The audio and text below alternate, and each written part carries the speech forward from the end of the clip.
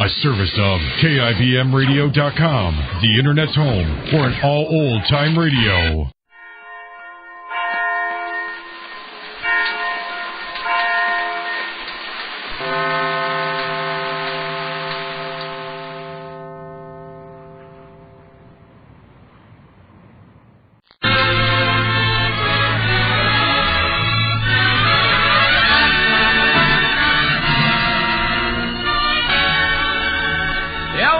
Company, makers of fine American watches for over 80 years, presents its 7th annual Thanksgiving Day Greeting to America. 2 hours of stars broadcast throughout the United States to our veterans, hospitals, and servicemen overseas by Armed Forces Radio and shortwave round the world. In the next 2 hours, the ELGIN Watch Company brings you Don Amici, Mario Lanza, Gary Moore, Jimmy Durante, the Mills Brothers, Vera Vague, Andre Previn, Bob Hotkins, Jack Benny, Francis Langford, Dean Martin and Jerry Lewis, the Bickersons, and Red Skelton, with the ELGIN Orchestra and Chorus under the direction of Robert Armbruster. I'm Ken Carpenter, and here is your host for the full 2 hours, Don Amici.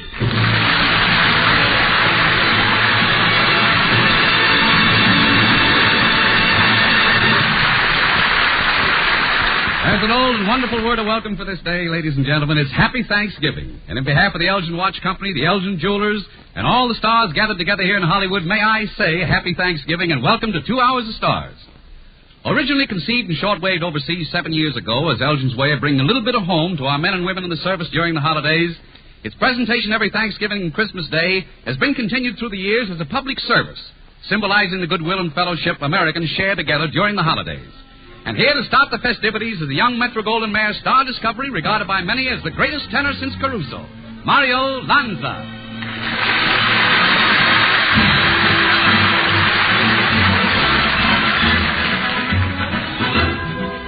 There's an old Italian phrase.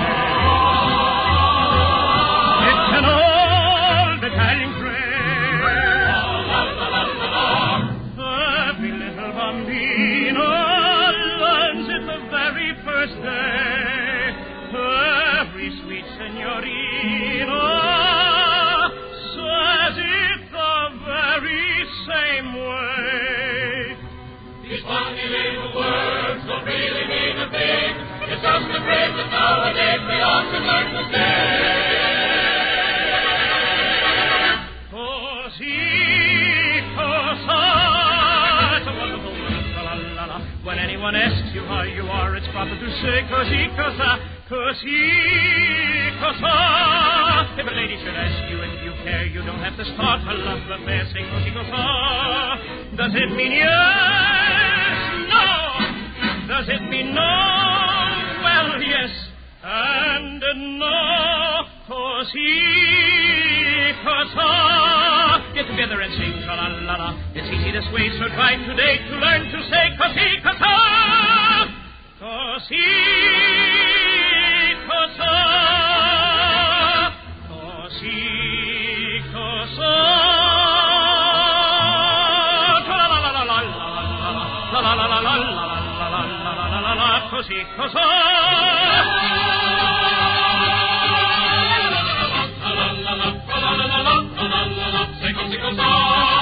Does it mean yes? No. Does it mean no? Well, yes. And no. Così, cosa. Get together and sing la-la-la-la. It's easy to say. Così, cosa. Così,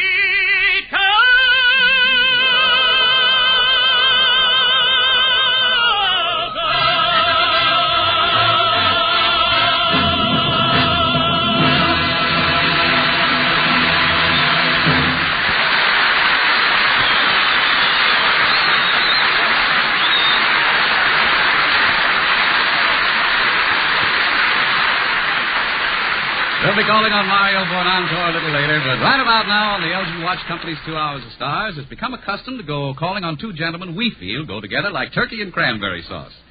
It was Thanksgiving Day just 5 years ago that ELGIN first presented a famed and fabulous comedy team known as the Nose and the Haircut, Jimmy Durante and Gary Moore. For the past 2 seasons, each of these pleasantly demented gentlemen has had a show of his own. But every Thanksgiving finds them reunited again at the ELGIN Watch Company's request.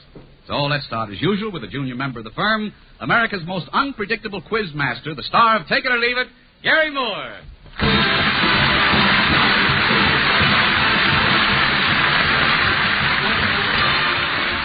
Thank you. Thank you very much, Don Amici, and greetings, ladies and gentlemen.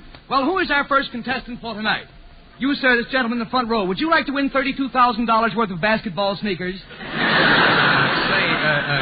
Don't forget to stick around for the giant jackpot race, folks. Tonight we're giving away 47 acres of Vigoro. Look, Gary, old man. All you have to do to win this magnificent prize is identify the breath of the mystery sponsor. Gary, just a minute, please. What's the matter, Don? I hate to tell you this, but we don't have any contestants on this program. No contestants? No. Well, then, who do you give all the prizes to? We don't give any prizes. Well, then, what are all these people doing here? Well, they came here just to be entertained, that's all. Just to be entertained? Yeah. Oh, you fools, you. You dear, sweet, lovable fools. Don, hadn't you heard? Entertainment on the radio nowadays is passé. Giveaway programs are the big thing. Why, it's gotten so nowadays, Don, that when a person answers the telephone, he no longer says, who is it? He just says, how much? Well, it may seem a bit old-fashioned, Gary, but we still believe in entertainment. Oh? As a matter of fact, I went to a lot of trouble to cook up some jokes for you to tell today. Jokes, Don? Yeah. You mean like why does an Indian wear feathers in his hat? It's to keep his wigwam? That sort of thing? Oh, say, even better than that one. I got some real wing-dingers for you. Oh, I'll just bet you ding-dong have.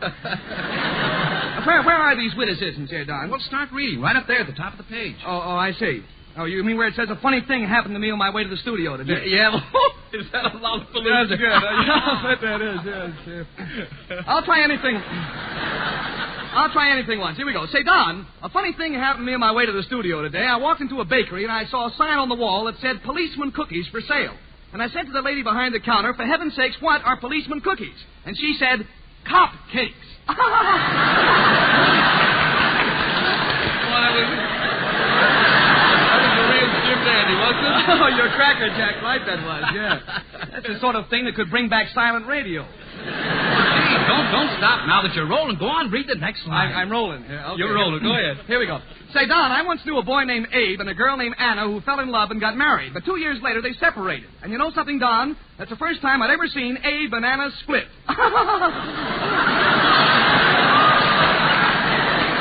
Well, who is our first contestant for tonight? Stick around for the jackpot question, folks. Gee, I don't know. Maybe you're right, Gary. Tell me more about these quiz shows. Do they all give away money? Oh, heavens to Elizabeth. No, Don. No. You see, on some of the shows, they give away merchandise. Oh? I heard a show the other night where they not only gave a lady a free garbage disposal unit, they also gave her a 5-year supply of garbage.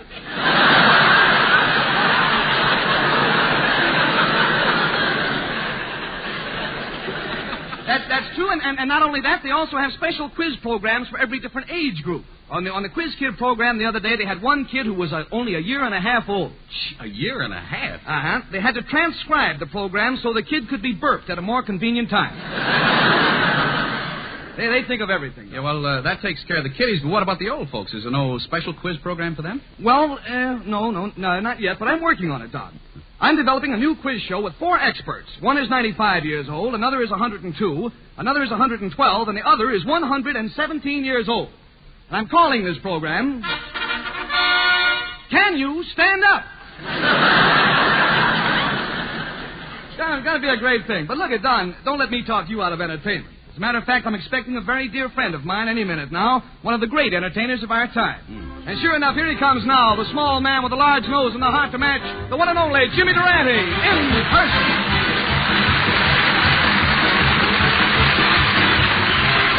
You've got to start off each day with a song. Now, even when things go wrong, you feel better, you even look better. Wait a minute. How do you like that? One turkey survives Thanksgiving and already he's making a guest appearance.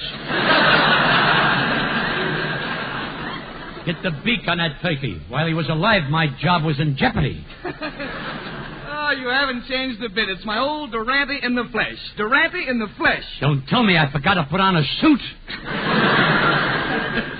But greetings, Gary, and top of the turkey to you. Thank you, James. And in honor of the day, I would like to read a poem of Thanksgiving greetings to the President in Washington, D.C. That sounds fetching. How does this poem go? Happy Thanksgiving, Mr. Truman. In November, you're still blooming.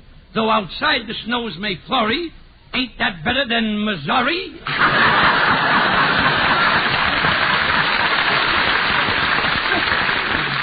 You better laugh, folks. No coward don't write this junk for nothing, you know.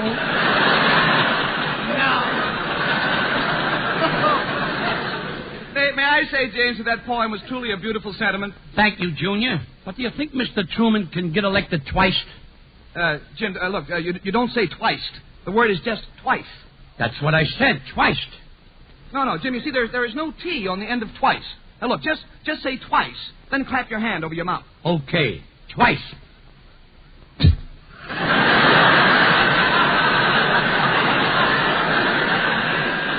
What happened? Must have leaked out through my nose.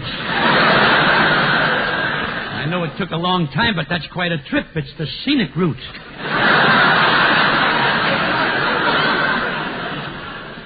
Jimmy, look, since turkeys are so high this year, did you have any trouble getting one for Thanksgiving? Gary, I avoided that dilemma. You did, huh?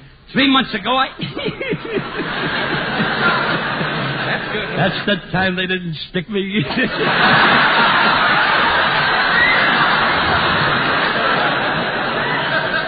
I like to repeat that. Go ahead, I dare you. Gary, I avoided that dilemma.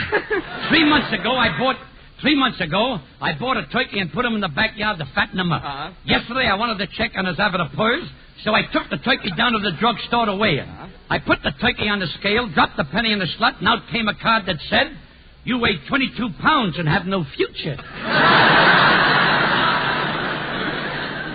The turkey must have seen that card, cause shortly thereafter he escaped.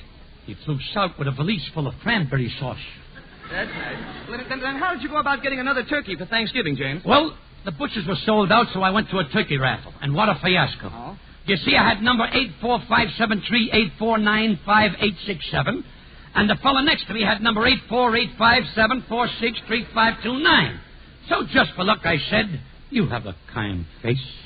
I'll trade you for my 84573849587 for your 845-875-463529.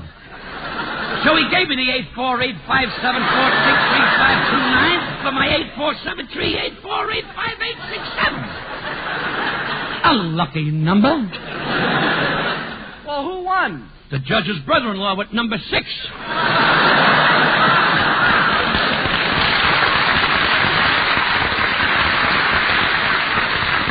A peculiar coincidence. But in spite of everything, Junior, what a grand tradition Thanksgiving is. Yeah, and how few of us, James, appreciate the Pilgrims, those wonderful people who inaugurated Thanksgiving. To say nothing of the custom of bundling. Bundling, Junior? And whatever might that be? Well, bundling is a custom whereby two pilgrims would nestle close together to keep warm. How do you like that? Every time I've been in that Paramount balcony, I've been surrounded by pilgrims, and I didn't know it. But, Junior, Thanksgiving is an unhappy time of the year for me. Oh? It reminds me of my first girlfriend, Brenda Minestrone. Jim, this is a side of your life I didn't know about. Were you serious for this girl, Brenda Minestrone? As serious as two people can be. We even considered matrimony, but her parents objected. So one night we decided to elope. But halfway down the ladder, her father caught me. He caught you on the ladder? Well, gee whiz, Jim, what did you do? What could I do? I painted the side of the house. Look at Jim, you know, I'll bet you're having real girl trouble now with that handsome Alan Young on your camel show. Oh, I don't know. When it comes to sashaying the femmes, I can compete with them anytime. Oh, cut it out. Jimmy, Alan Young has kissed girls that wouldn't even look at you. So what? I've kissed girls that wouldn't look at me either. But enough of this, Falderell Jr. It's time for us to go to work and entertain the people. What have you cooked up for us this year? Well, James, this year I'm answering a little request of my own. I'm sure the folks out there would enjoy hearing you do, in its entirety, your famous composition, Ink-a-Dink-a-Doo. A flattering request, Mr. Moore. I shall comply with alacrity. Mr. Armbuster, a fanfare, if you please.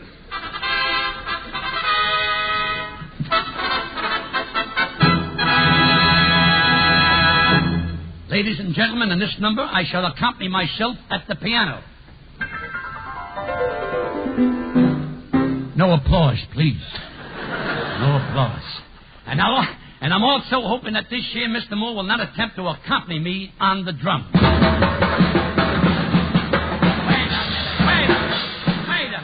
Wait a minute.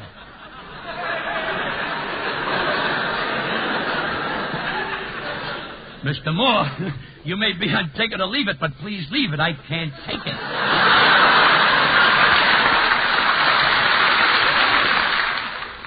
But, where's my place?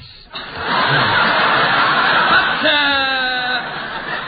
now we shall continue halfway. That's what I always do when I miss it. But, now we shall continue halfway between the pizza and the cutter. Now, once upon a time, they sang the Bodie-O-Do. Bodie-O-Do. But that was long ago. Oh, long ago, my darling. Mr. Moore, would you mind turning your head the other way? You're throwing my piano out of tune. Look who's talking. Is there any truth to the rumor, James, that before every performance you gargle with Chanel's Drano No. 5? It's an outright slander. I use nothing but Gorgeous George, No. 6. But let's continue. Then everybody started in to boop-boop-a-doop. They got tired of that, you know. Broop-bleep. I'll give you $50 if you show me broop-bleep in the music. Show me broop-bleep in the music. There it is, broop-bleep. Show me broop-bleep in the music. Broop-bleep. It's right now. Where? It says right now Where? in the music. Broop-bleep. Too bad I can't read.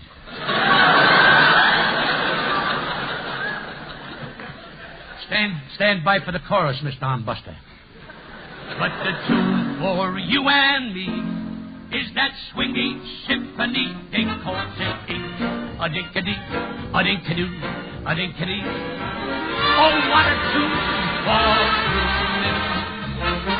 ink, a-dink-a-dee, a-dink-a-doo, a-dink-a-dee.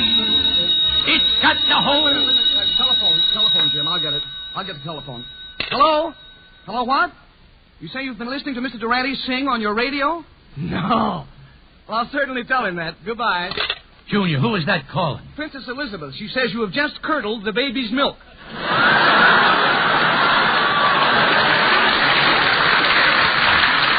You know, I've made an international poofa. But nevertheless, Mr. Armblister, we shall carry on con moto patrullo. Eskimo bells up in Iceland are ringing. They've made their own paradise land singing. Ink, a-dink-a-dee, a-dink-a-doo, a-dink-a-dee simply means ink. A-dink-a-dee. Oh, Mr. Randy, oh, your voice thrills me so. You're so wonderful. You're just wonderful. I love your voice.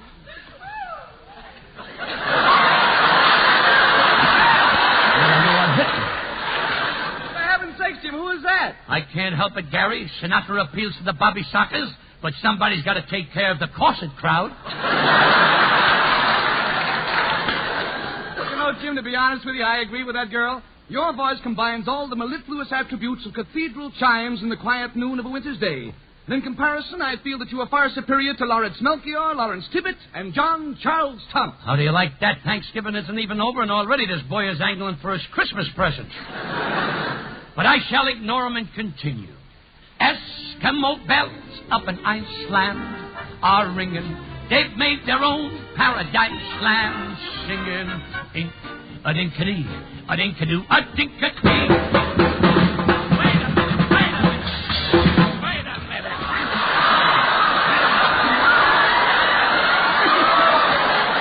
Laughing, folks, I lost my music. I wish you could see Mr. Moore, folks. I got his head right in the piano. Mr. Moore, if I was you, I'd pick up your bass drum and beat it. Jimmy, look, I hate to interrupt, but it didn't make any difference. A messenger just came in from the sponsor, Mr. ELGIN. He's been listening to us out there in Elgin, Illinois. A messenger from the sponsor? Well, don't just stand there, messenger. What does the sponsor have to say about our performance? I'm feeling mighty low. That's the final humiliation. Let's go home, Mr. Moore. Go home, Mr. Durante. Ink, a-dink-a-dee, a-dink-a-doo, a-dink-a-dee simply means ink. A-dink-a-dee, a-dink-a-doo.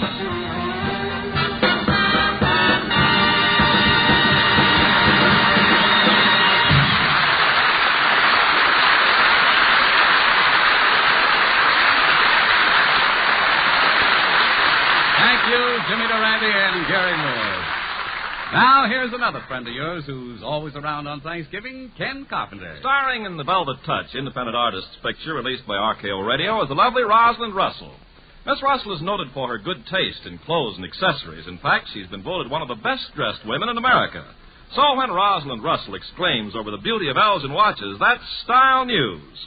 Miss Russell commented enthusiastically, "Brilliant styling is only half their glory." What she referred to, of course, is Elgin's amazing mainspring that's made of a wholly new alloy of metals. Elgin's exclusive DuraPower mainspring. The DuraPower mainspring eliminates 99% of all repairs due to steel mainspring failures. Rosalind Russell is only one of many Hollywood favorites who admires Elgin watches. Robert Montgomery, co-starring in the picture The Saxon Charm, said, "The new Elgin? Oh, handsome, yes, but that new mainspring makes history." The DuraPower mainspring eliminates 99% of all repairs due to steel mainspring failures. Gertrude Lawrence was another thrilled by their beauty. When this idol of theatergoers was told of the DuraPower mainspring, she exclaimed, "That I would surely want in a Christmas watch." And an interesting comment came from Mrs. Lawrence Tibbett, the charming wife of the famous Metropolitan Opera star and one of America's best-dressed women. When she saw the beautiful new Elgin watches and learned of their DuraPower mainspring, Mrs. Tibbett said, "Tell that inside story to every Santa Claus." And that's exactly what Elgin's doing right now. The DuraPower mainspring eliminates 99% of all repairs due to steel mainspring failures. So be sure to see the stunning new Lord and Lady Elgin watches at your jewelers, the only watches in the world with this amazing assurance of dependability and continuing accuracy. Watches that have won the admiration of men and women most particular about style. Just as surely as Christmas is on the way, you or someone you love will be happier with an Elgin watch.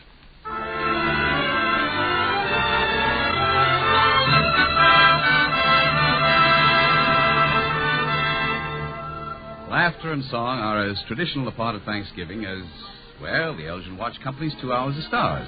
And when Elgin was preparing its guest list, it was only natural when it came to songs that they should think of 4 boys who've been burnishing ballads so long and so artfully that they've become a show business fixture. They played a command performance for the King and Queen of England. They've sung in Europe and Australia. But they couldn't be more welcome anywhere than they are right here this Thanksgiving Day. The Mills Brothers.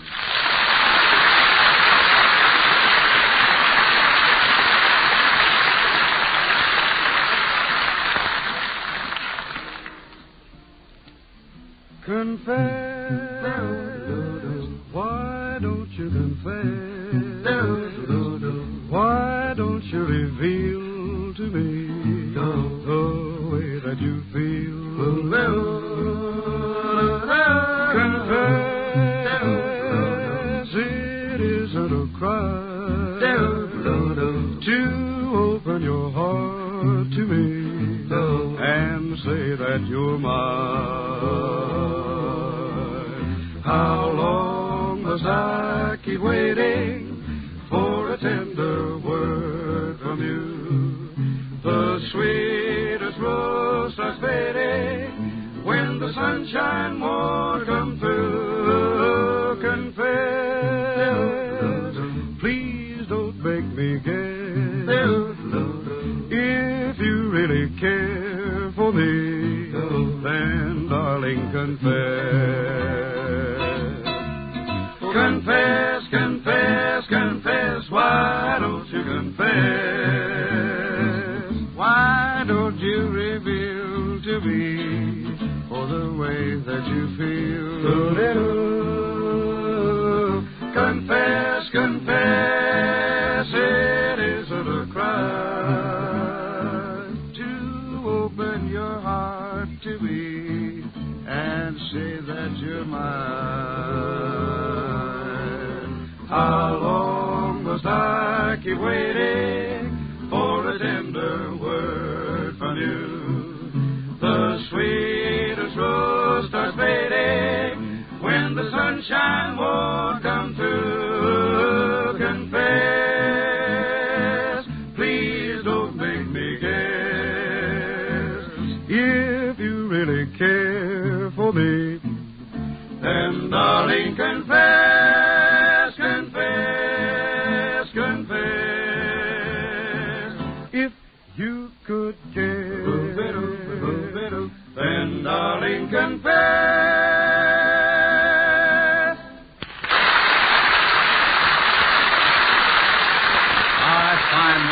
That's wonderful. We'll be looking forward to your encore.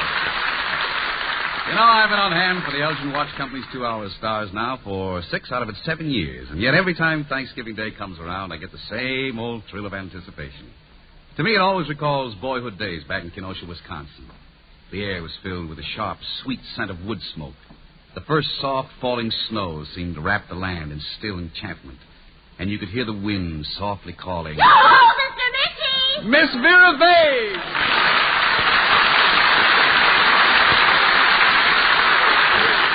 Ah, Miss Meg, back to celebrate Thanksgiving with me just like a pilgrim. Yes, but I'm still not making any progress. Oh, I don't know, Miss Meg. Last night I dreamed about you. You did? Uh-huh. Oh, if there's anything I admire, it's a man who lives dangerously. Tell me all about it. Well, I dreamed we were sitting together in front of a fire, and you moved closer and closer toward me as the flames mounted higher and higher. And then suddenly the fire flickered out, and I woke up. Well, throw another log on the fire and let's start over. Why did you have to wake up at that moment? Oh, just lucky, I guess. After all, Miss Meg, I'm what you call the Latin type, so I really prefer the Latin type of woman. Fiery, vivacious, with red blood in her veins. What do you think I have in mind? Tomato juice? Sometimes I think I'm the Chinese type, though. The Chinese type? Yes, so many men tell me to take a slow boat to China. Now, Miss Meg, you haven't changed a bit. You're just the same as ever. Utterly and completely, shall we put it, charming? Yes, let's put it there, and don't you dare move it. But you know, Mr. Beachy, I really have changed. Yes, I have. I've become a patron of the arts. From now on, Mr. Amici, I'm devoting myself to music. Oh, you love music? No, just musicians. I don't mind telling you, Mr. Amici, that I'm looking for some likely young prospect to take under my wing right now. Oh, really, Miss Vega? Well, then I'm sure you want to meet the young man whose album, Previn Plays the Piano, is at the top of the bestseller list. May I present Andre Previn?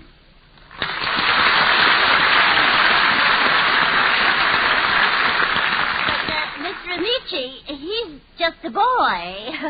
I'm observing, of course, not complaining. How old are you, dear? 19.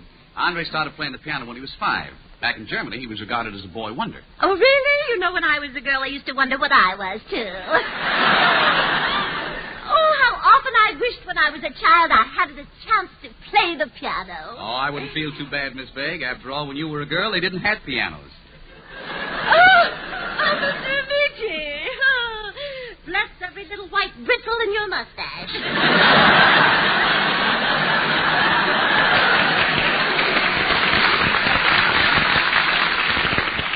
I think you'd make an excellent pianist, Miss Vague. I couldn't help noticing the shape of your hands. Oh, really? Yes.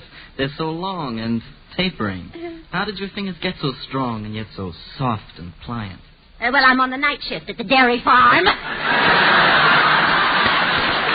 Of course, you know, Miss Vague, Andre's not only a pianist, he's also a composer-conductor and works for Metro-Goldwyn-Mayer, the producers of Hills of Home, starring Lassie, Edmund Gwenn, and Donald Crisp. That's right. I'm composing a song for Lassie. Oh, is that so? What are you calling it? Come to me, my melancholy?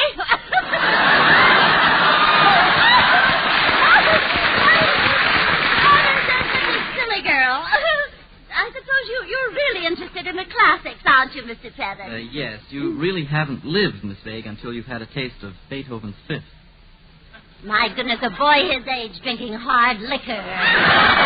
My goodness, a boy his age drinking hard liquor. Miss Vague, Beethoven is one of the great masters. Yes, of course. What am I thinking of?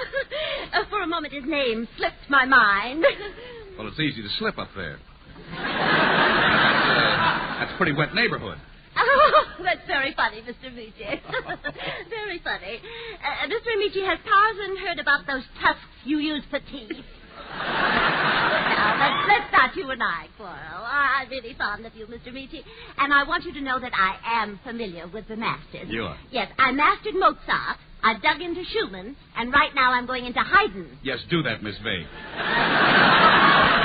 It's a wonderful idea. And while you go into Haydn, suppose Andre Previn makes himself comfortable at the Baldwin and slips into his own treatment of lover, Andre Previn.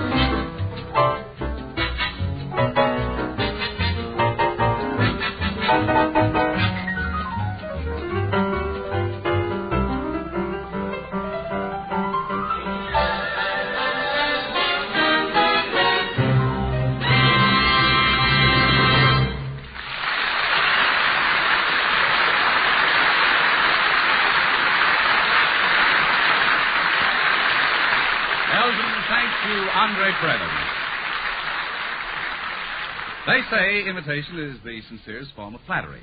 Bob Hopkins' imitations are not only flattering, they're highly authentic.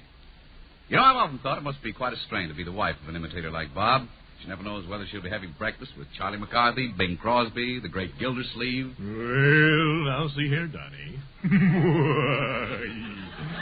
You know, I'm always happy to have breakfast with any little lady, Don. Of course, I don't want to get in any trouble around here. Well, bless my soul, if it isn't Hugh Herbert. Hugh Herbert, where? Oh, where is he? Where is he? Oh, right here. Woo! Well, you seem to be enjoying yourself, Hugh. Woo! Oh, I'm having a terrible time. Can't stay around. Very busy. I promised to meet Frank Morgan. Oh, Frank can wait? Wow, my goodness sakes, Don. I've been waiting around all day.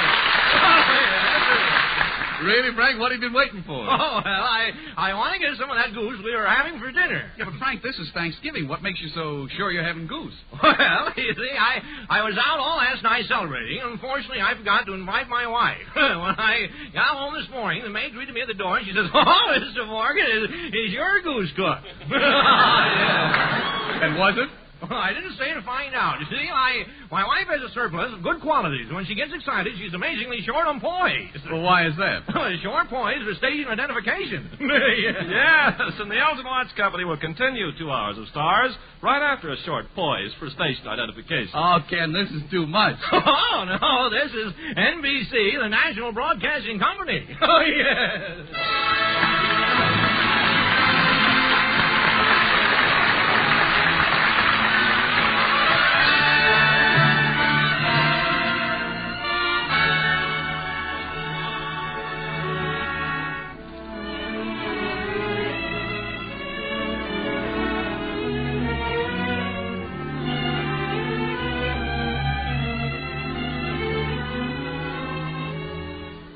Of stars, the Elgin Watch Company's 7th annual 2-hour Thanksgiving Day greeting to the nation continues with Don Amici, Jack Benny, Francis Langford, Vera Vague, Mario Lanza, Dean Martin and Jerry Lewis, Red Skelton, the Bickersons, the Mills Brothers, Andre Previn, and the Elgin Orchestra and Chorus under the direction of Robert Armbruster. And here again is your host, Don Amici.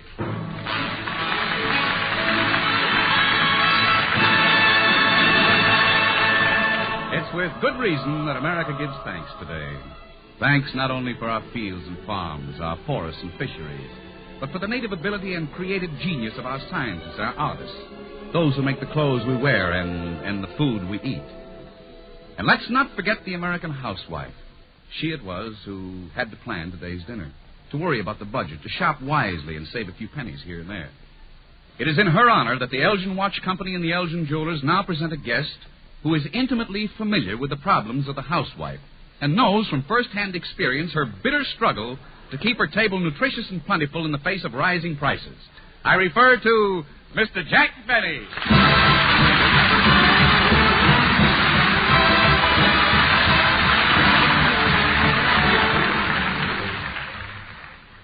About 3 days ago, I was in my car driving down Sunset Boulevard when I noticed a hitchhiker standing on the corner. He was waving his thumb at me. Hey, mister, how about a lift? Going downtown, mister? Get off of my running board, you bum, before I go... Why, it's Jack Benny. Yes, Oh, Don Amici. Oh. Gee, I'm glad you drove by, Don. Can I ride down a few blocks with you? Oh, certainly, Jack. Glad to have you. It's a great help, Don. I'm doing my Thanksgiving shopping for a turkey, and it's hard to get around without a car, you know. Without a car? What happened to yours? Well, it's in the shop. I had a terrible accident, you know. Some young kid crashed into me from behind and crumpled up the whole back of my car. Oh, must have hit you pretty hard. What was he driving? A bicycle.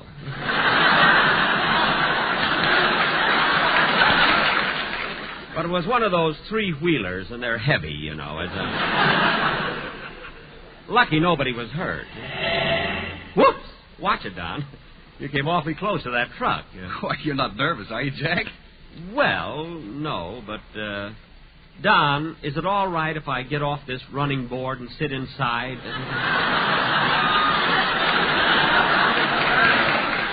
I'd feel a lot safer. Oh, I'm sorry, Jack. I should have suggested it sooner. Come on, hop in.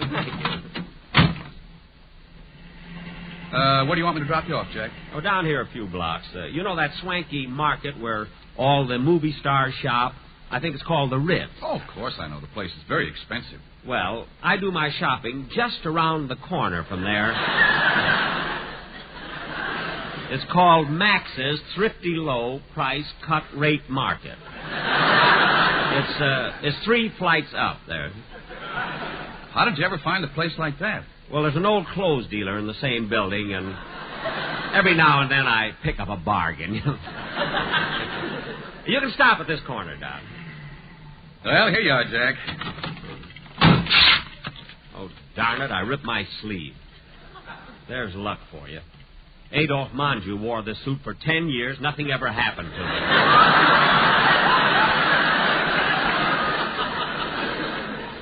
Well, thanks a lot, Don. You're welcome, Jack. Oh, by the way, Don, I'll be finished with my shopping in 20 minutes, so if you're coming back this way, I won't have to call for a taxi. No, it takes so long to get one. Well, I'm sorry, Jack, but I won't be coming back for at least 3 hours. Oh, good. Then I'll wait for you. I'll see you later, Don. So long, Jack. Well, I'd better hurry upstairs before the turkeys are all sold out.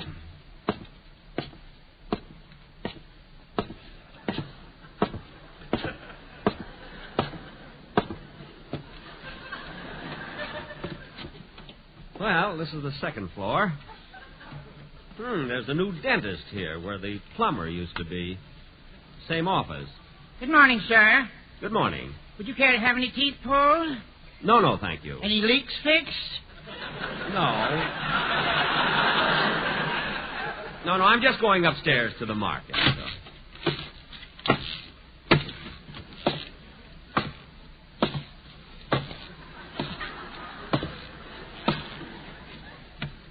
Well, this is the third floor. Gee, there's a taxidermist here now. H.G. Smith, taxidermist. Good morning, sir. Oh, good morning. Have you any birds, reptiles, or animals that you'd care to have preserved? No, thank you. I'm just going upstairs to the market. I'm getting my Thanksgiving turkey. Well, bring it down. We'll stuff it for you. No, I'll stuff it myself. I just want it to look good for a couple of days, you know. Phew. Stairs are steep. Well, I guess the man loses some of his pep when he's nearing 40.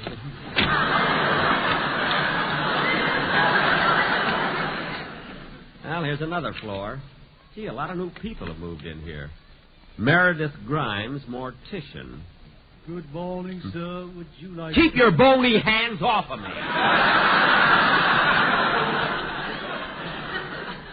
I'm going upstairs to get a turkey. Now, let's see. I'll need a vegetable to go with the turkey. Maybe I'll get a can of peas. But I won't get the Tiger brand this time. They're only 327 peas to the can.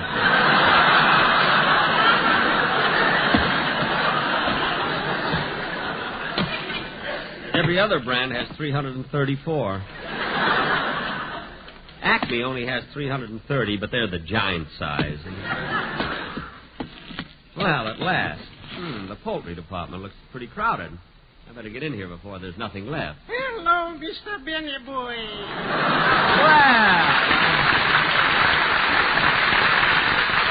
Well, hello, Mr. Kitzel. What are you doing here? I'm doing my Thanksgiving shopping. Did I just buy a turkey? Oh, did you get a real big one? Well, who do you think this is standing next to me? My wife?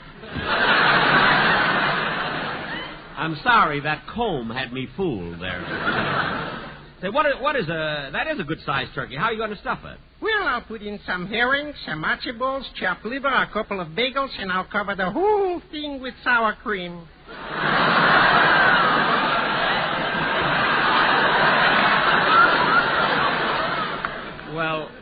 Well, Mr. Kitzel, won't that spoil the turkey? Who eats the turkey?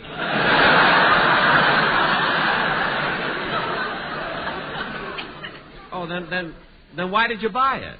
Mr. Benny, what's Thanksgiving without a turkey? Oh, I see. Well, I'm going to do my shopping now. Goodbye, Mr. Kitzel, and a happy Thanksgiving. The feeling is identical. Thank you.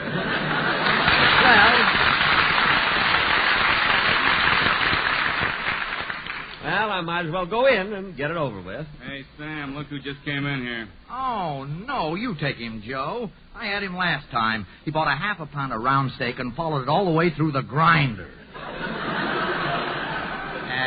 If I hadn't pulled his nose out in time, it would have been a pound. Yeah, I know. I sold him a beef heart the other day, and the way he cried when I trimmed it, you'd think it was his own. I tell you, that guy Benny watches every move you make. Last week I was waiting on Mrs. Watson, and he made me so nervous I gave her the right change.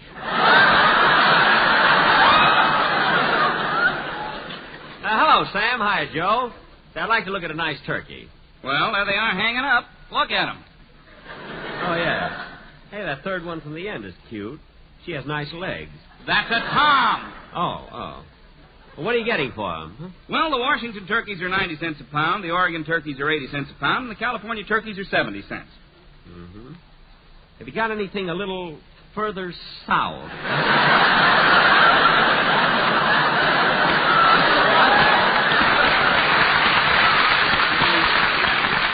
Something for about 60 or 40 cents. Have you got any Mexican turkeys? A Mexican turkey?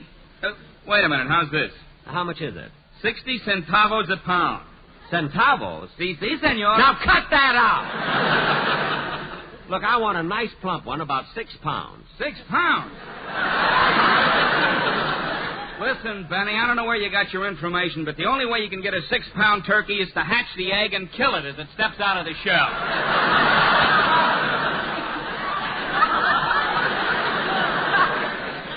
Well, then get the smallest one you have and let me see what it weighs. Okay. Here's a scrawny one. There. Wait a minute. Take that heavy brown paper off the scale. You think you got a sucker here? What are you trying to pull? I'm not trying to pull anything. That paper is just to keep the scale clean. Well, keep it clean at your own expense.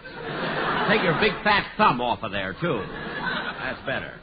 Well, that's a little over 7 pounds. That'll be $4.30. I'll take it. You better clean it for me. I suppose you want the feet? Yes, I use them for back scratchers.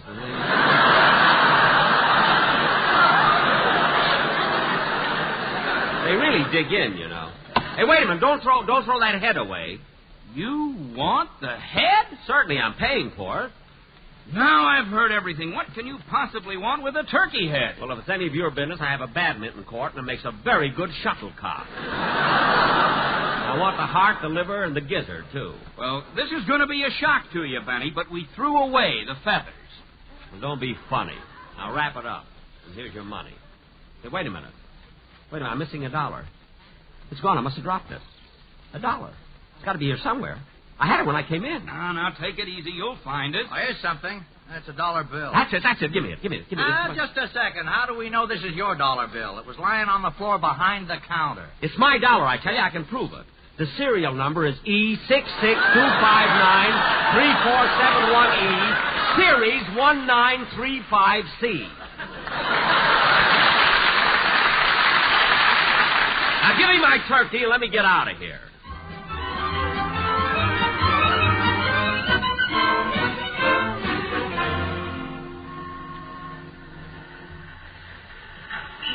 Hey, Don. Oh, Don Amici. Hello, Don. Jack, are you still here? Sure, I've been waiting for you. You said you'd be back, you know. But I was delayed. I thought sure you'd take a taxi home. How long have you been waiting? Since 10:30 this morning. But, Jack, it's after midnight.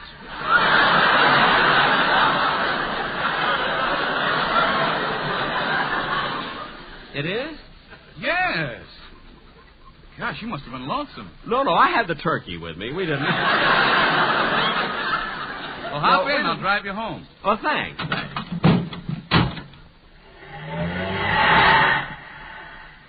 Well, did you get a nice turkey, Jack? Oh, a beauty. It's imported, you know. It comes from Mexico. And they're the very best. A Mexican turkey? Yes. Instead of chestnuts, you stuff it with chili con carne. It's very tasty. Say, how come you know so much about turkeys? What? What'd you say, Don? I said, how come you know so much about turkeys? Did you ever see The Horn Blows at Midnight? Drive on, Mr. Amici. Drive on.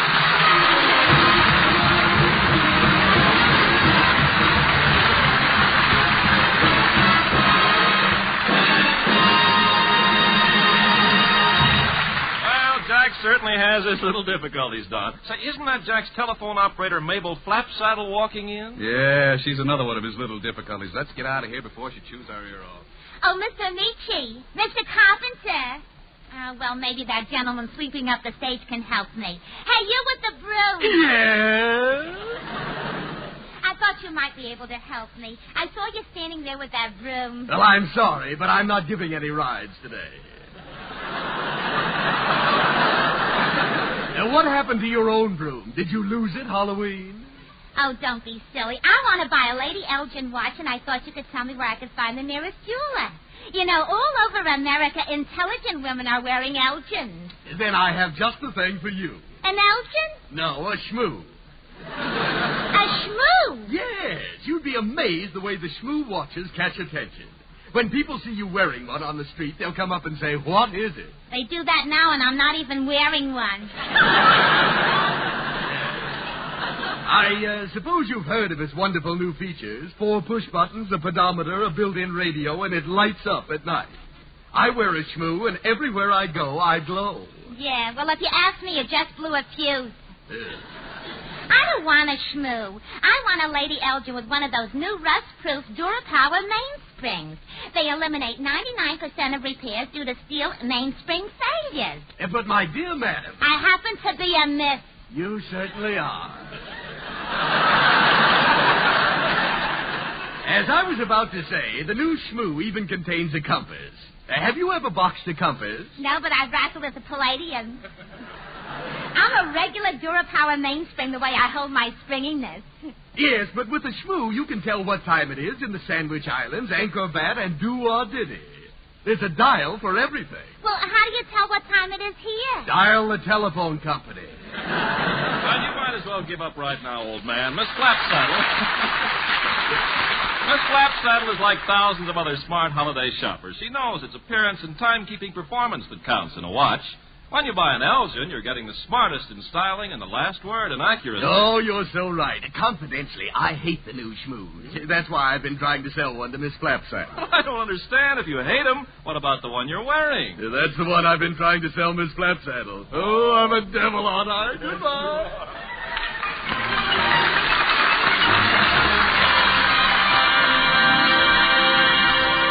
Thank you, Sarah Berner and Frank Nelson. Longfellow wrote, "Music is the universal language of mankind."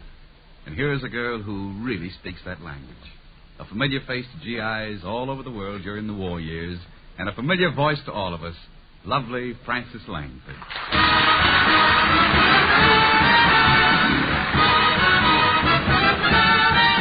It was just one of those things, just one of those crazy flings, one of those bells that now and then ring. Just one of those things. It was just one of those nights. Just one of those fabulous flights. A trip to the moon on gossamer wings. Just one of those things. If we'd thought a bit of the end of it when we started painting the town, we'd have been aware that our love affair was too hot not to cool down. So goodbye, dear, and amen. Here's hoping we meet now and then. It was great fun, but it was just one of those things. It was just one of those things. Just one of those crazy things. One of those bells that now and then ring. Just one of those things. If we'd thought a bit of the end of it when we started painting the town, we'd have been aware that our love affair was too hot not to cool down. So goodbye, dear, and amen. Here's hoping we meet now and then. It was great fun, but it was just fun, just one of those things.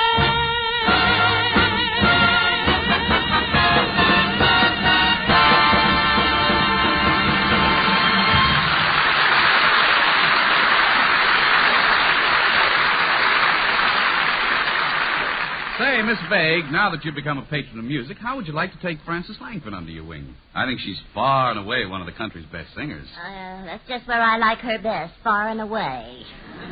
Well, Miss Vague, do I detect a note of jealousy creeping into your voice? Is that green-eyed monster coming into view again? Yes, she is, and you can blame the ELGIN Watch Company. They invited her here. Miss Big, how nice to see you again. Yes. Oh, I hope I'm not intruding. Oh, no, of course not, dear. Butt right in.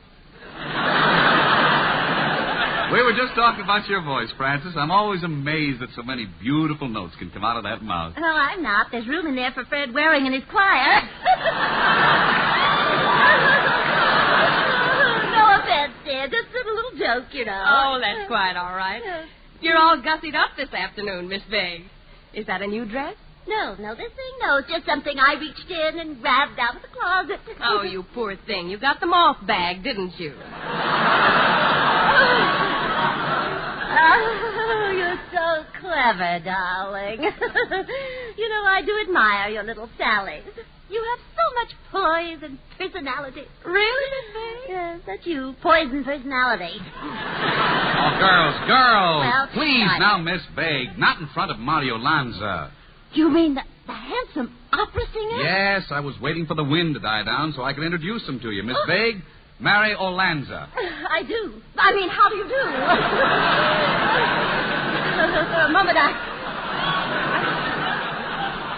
thought I was on the bride and groom program. I understand Mr. Lanza's had a very interesting career. Oh, yes. Mario was just a GI visiting Hollywood when he was invited to a party given by some stars.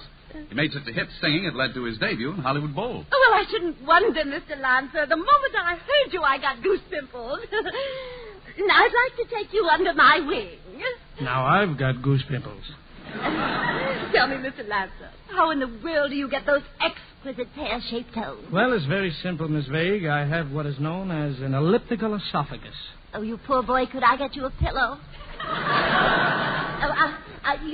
You must have just worn yourself out studying before you arrived in Hollywood, didn't you? No, I really didn't study at all. I picked up everything myself. Oh, I see. I don't suppose you're in the mood to pick anything up today. Mr. Lanza, I don't mind telling you that I'm a patron of the arts. I discovered Lawrence Melchior and Arturo Toscanini. Well, you're a little late with Mario, Miss Vague. MGM's already signed him to a 7-year contract. They even got him to lose weight. Oh. Used to weigh 270 pounds. Yes, I lost 100 pounds. There's hardly anything left of me. Well, I'm glad you kept the best part. You know, Mr. Lanza, I'm quite a student of the opera myself, you know. Oh, really? Well, how do you like Puccini and Verdi? Oh, love it. Love it. Of course, I really prefer Ravioli and Simone. But Miss Vague, Puccini and Verdi are composers of the opera. Yes. Oh. You know, a few weeks ago I went to see Il Trovatore. Oh, really? What hospital is he in? Miss Vague, Il Trovatore is not a man named Trovatore who is ill. Oh, well, I'm glad to hear he's feeling better. You know, opera can be so upsetting. The night I went to see Siegfried, I went home and dreamed the dragon that attacked Siegfried was squeezing the breath out of me. What do you suppose that meant? Means I'll have to stop sleeping with my girdle on. Shame on me. You know, I'm seriously considering putting on my own opera, Mr. Ricci. I went to the heads of the Metropolitan, and I think they're going to let me use the magic flute. The Metropolitan is going to let you use the magic flute? What makes you think so? Well, they told me to blow. And did you? Yes, I did. Well, here's your chance to do it again, Miss Vague. While Mario goes ahead with that encore, Elgin has promised I'll listen. From Puccini's Tosca, here's the thrilling aria, E Lucevan le Stelle, sung by Mario Lanza.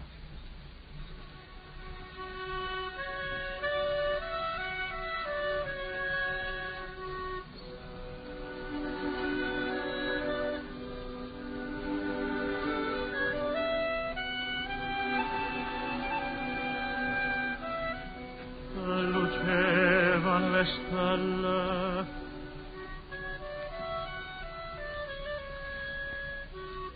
e dolezzava la terra, stride all'uscio dell'orco, e un passo sfiorava l'arena, grave la fragrante.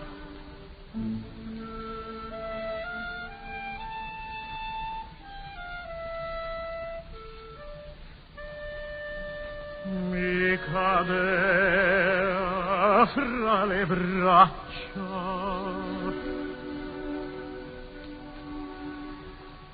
Oh, dolci bacia,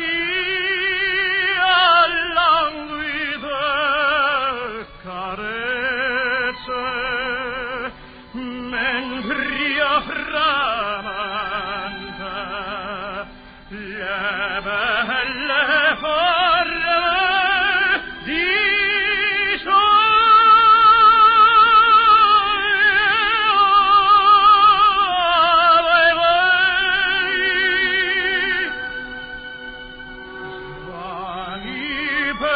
sempre sogno mio d'amore, l'ora fuggita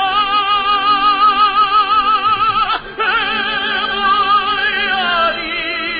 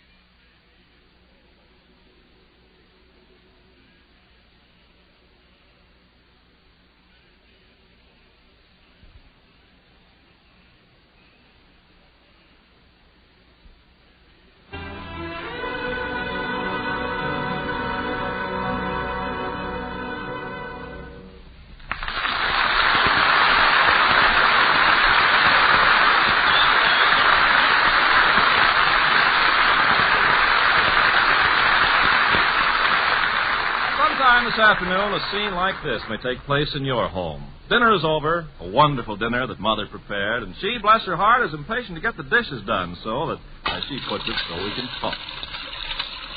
Come on, son. Let's get at these dishes. What happened to Mary? Where's Dad? Oh, Mary and Dad have disappeared upstairs for a very important conference. Whatever's on your mind, Dad, here's the place to discuss it. My old room. Where I used to tell you all my problems. Remember when I thought the Roberts boy had broken my heart?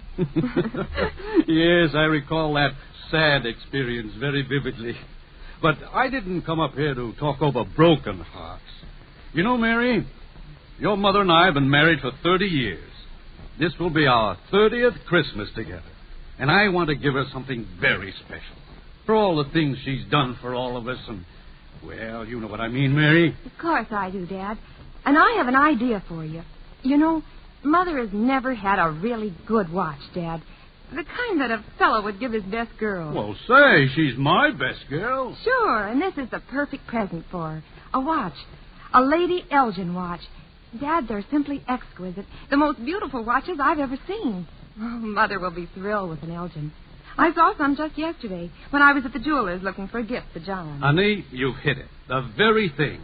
I'll go down to the jeweler's and pick out an ELGIN watch. Come on now. Let's skip back downstairs before she gets suspicious that we're up to something. Well, Mother, for any loved one, an ELGIN will surely say what's in your heart. For ELGINs are something extra special, outside and in. You can see that they're the most beautiful watches ever to grace a wrist. But there's an inside story equally thrilling.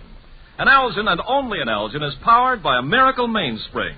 This DuraPower mainspring eliminates 99% of all repairs due to steel mainspring failures. It gives you a permanency of time-keeping performance never before possible in any watch.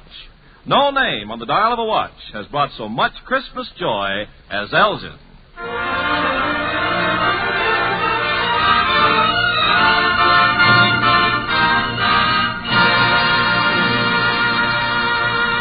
Of Stars Stars will continue after a short pause for station identification. This is NBC, the National Broadcasting Company.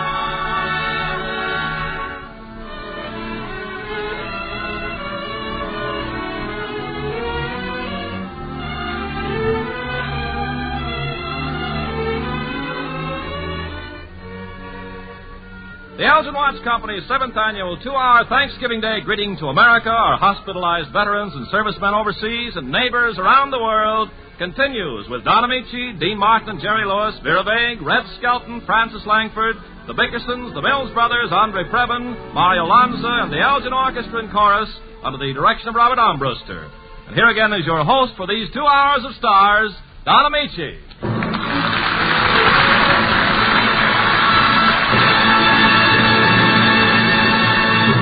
Once again, may I say to those of you who have just joined us, happy Thanksgiving and welcome to 2 Hours of Stars. This is the 7th straight year the Elgin Watch Company and the Elgin Jewelers have invited your favorite stars to join us in our holiday open house. And each year it has been our custom to invite several young newcomers, stars of tomorrow, who we believe are worthy of inclusion on our guest list. Just such a newcomer is that tall, tan, good-looking young fellow who's been attracting attention as the singer half of a nightclub combination known as Dean Martin and Jerry Lewis. Elgin presents Dean Martin.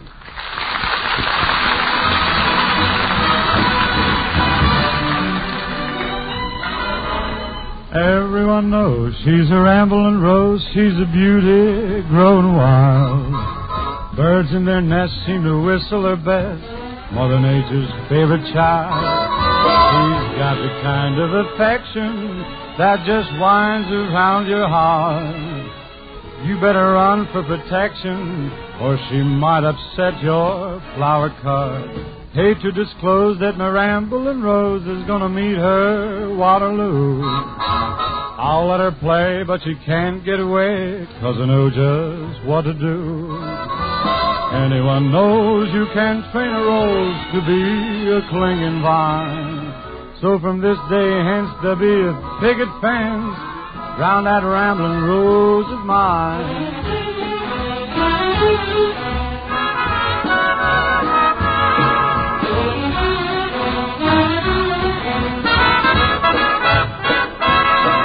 She's got the kind of affection that just winds around your heart.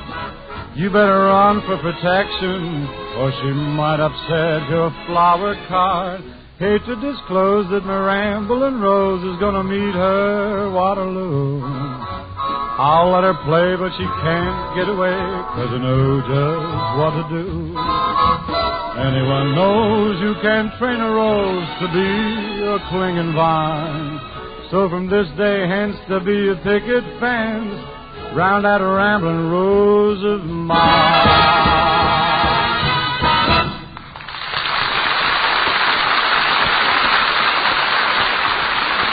Ah, that is fine, Dean. And I can tell by Miss Vera Vague's expression that she agrees with me. What do you think of it, Miss Vague? Oh, wonderful, just wonderful. Oh, I have plenty to be thankful for this Thanksgiving Day. You really like my singing, Miss Vague? Oh, you mean you sing, too? Oh. Oh, yes, of course. In fact, I was surprised how much you sounded like Bing Crosby. Well, Bing's always happy to give a boy a start. Yes, he must be. He started 4 of them. You know, Mr. Martin, after looking at you closely, I'd say you were definitely a cross between Cary Grant. Cary Grant and who else? Who cares? Don't be a pig. You're quite a study, Miss Vague. Oh, yes, and I'd be glad to help you with your homework any time. You know, Mr. Martin, I can assist you up the road to fame and fortune. Thanks, Miss Vague, but Jerry Lewis is my partner. He's got to go up that road, too. Well, if he looks anything like you, I'd be glad to carry him piggyback. Well, here he is, Miss Vague, Jerry Lewis.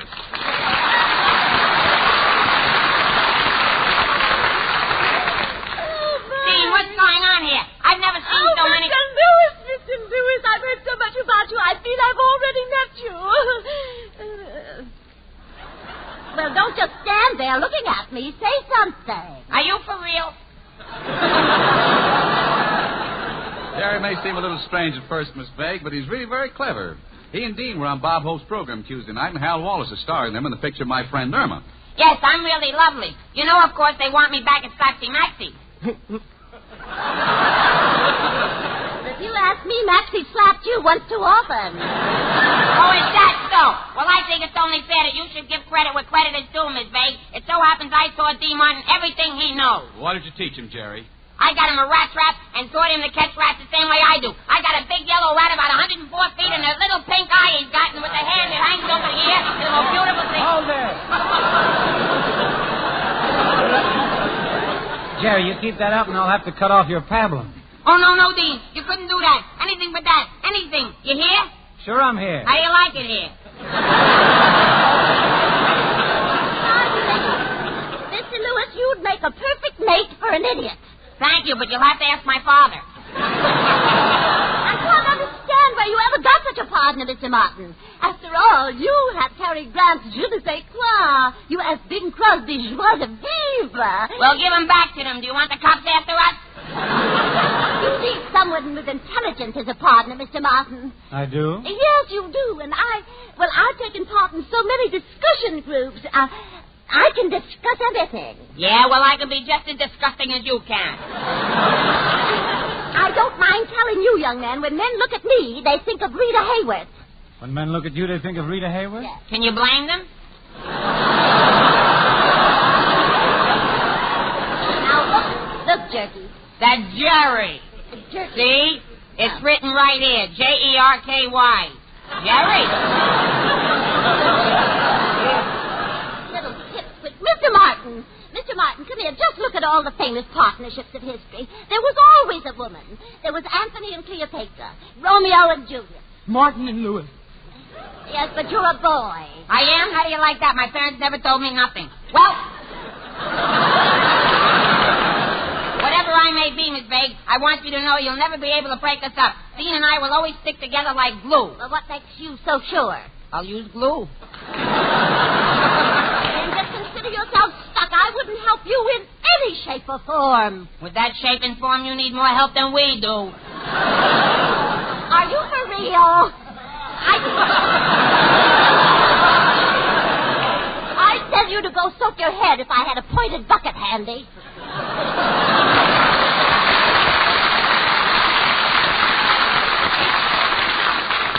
Now, see what you did, Jerry? Miss Vague left covered with confusion. So what? She looks better with a cover. You told me she was a slick chick. She's no slick chick. What is she? She's a plump rump.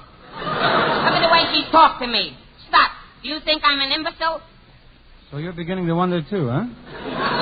Jerry, don't you realize the only way you can make an impression on people is by being debonair, sophisticated, and suave? I don't want to be a debonair, sophisticated slob.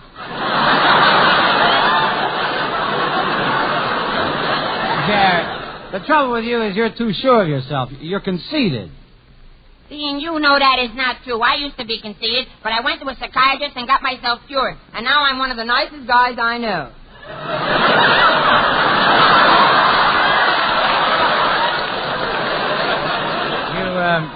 You went to a psychiatrist? Yes. He said I was the mousy type, so I showed him my rat. He got down on the floor at me and saw a little blue one that had the ear that hung over the eye. He had a busted claw, but you can see the way he went. The room and... Jerry, if you expect to be my partner, you've got to change entirely. Bye. Bye. Where are you going? Up to the hotel to change entirely. I tried to be worthy of you, Dean. I went to the maid company and tried to get a job in the long underwear department, but all the man would say was, sorry, no opening for you.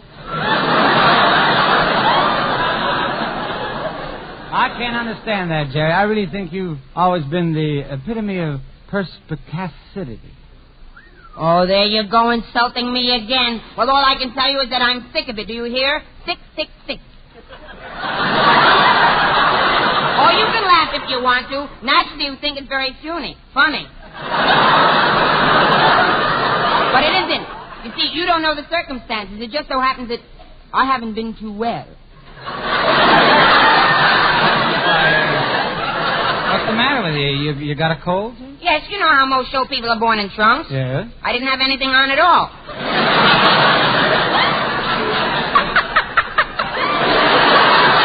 I'm not speaking for myself when I object to your insults, Dean. I'm thinking of my sister. You don't know how my sister suffers. If I were your brother, I wouldn't feel so good either. You know, I haven't been trying to insult you, Jerry. I'm your friend. We've been pals together, standing side by side, hand in hand. You're right, Dean.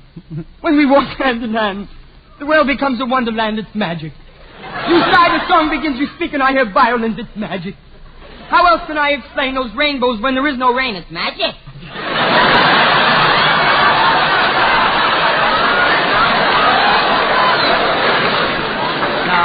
I'm serious, Jerry.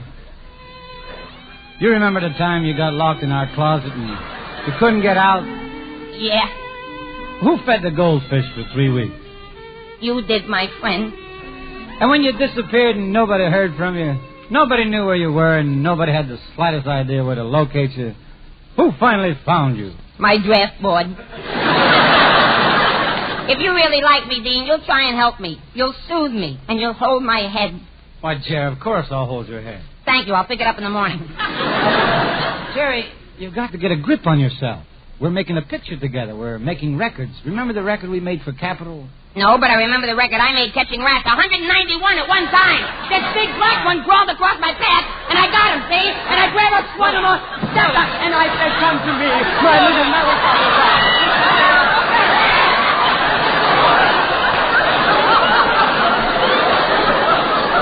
Well, you all right now? Yeah, but my eyeball's busted. Now, keep cool, and I'll help you remember the record. Remember, it starts...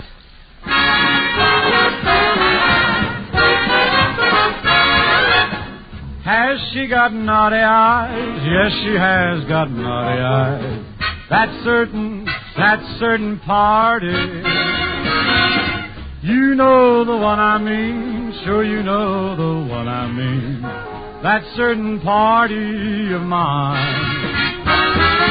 Naughty eyes, turn up nose, rosy cheeks and pretty clothes. Nosh, a smarty. Has she got loving ways? Sure she has got loving ways. That certain party of mine. Hey, Dean, you remember the old-time vaudeville around 1924? I sure do. With those corny jokes like, can you stand on your head? No, it's too high. Nothing. We better sing. Has she got you know what? Yes, she has got you know what? That certain party. Has she got everything? Yes, she has got everything. That certain party of mine.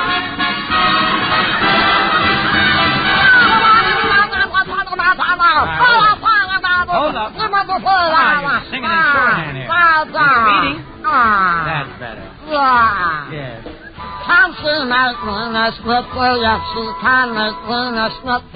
That certain party.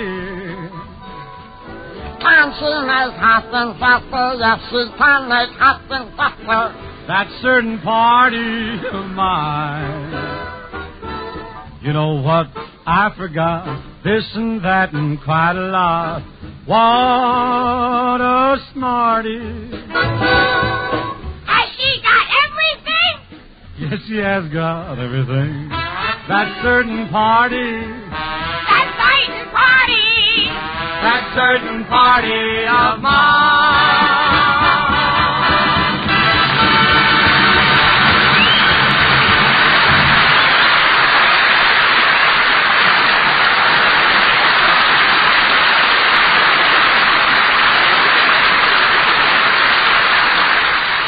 Thank you, Dean Martin and Jerry Lewis.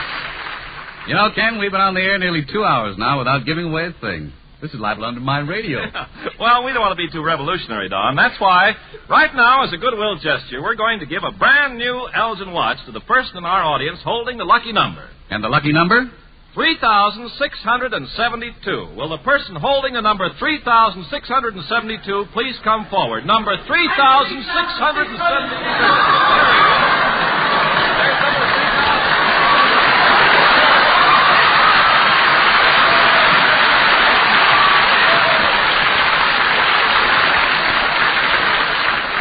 I'm 3,672. Are you number 3,672 from our audience? I ain't from San Quentin. See,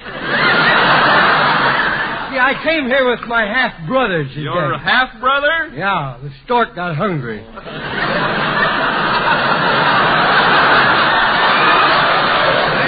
I'm happy to announce the boy that wrote that is no longer with us. Ken, that's Red Skelton's character who's always causing trouble, Willie Lump Lump. Ah, that's enough with you with the teeth there. Get a load of that head. Every time he smiles, it looks like a crowded graveyard. I'm up here to answer some questions. Now, go ahead. Ask me something so I can mess you up. But we're not going to ask any questions.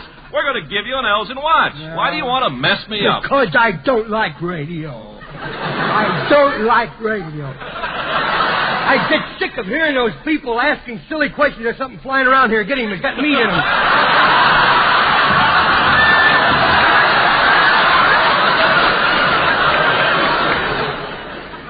I don't like those people ask silly questions on the radio, and then they give silly answers. That's why I don't like radio. I want to get on and mess them up. And did you? Yeah, I did, boy. I went on People Are Funny, and I wasn't funny. I went on Ladies Be Seated, and just to be nasty, I stood up. I went on Bride and Groom and got a divorce. Willie, that's stupid. Oh, just a minute. I don't let anybody call me stupid unless they know me real well. Now, come on, give me a question so I can mess you up. Willie, I'm trying to tell you this is not a quiz program. We only want to present you with an Elgin watch. Oh, no, you don't. You expect me to stand here while you tell me that Elgin watches are the smartest to wear and the smartest to buy. But I don't. You want to tell me about the Elgin dual-power mainspring that never rusts and is the greatest cause of mainspring breakage. But I only wanted to give... Wait till I finish, will you? You're going to tell me that Elgin's dual-power mainspring eliminates 99% of all repairs due to steel mainspring failure. No, that's not what I want to do. Well, look, don't tell me you're just standing up here for nothing. It's a cinch you ain't selling Tide. I know that. No, Willie, I'm just trying to present you with a masterpiece of America's watchmaking genius, a Lord Elgin. It's all yours, Willie. Take it and wear it wherever you go. Well, thanks a lot. This just shows those people how wrong they can be. What people? Those people who've been going around saying that my mainspring's busted. But I don't like radio.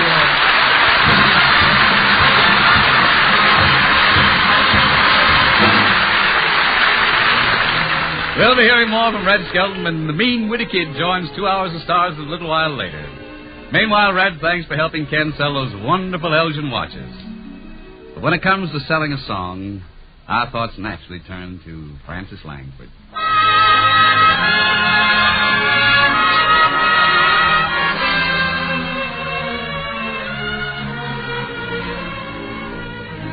Oh, listen, sister, I love my Mr. Man, and I can't tell you why.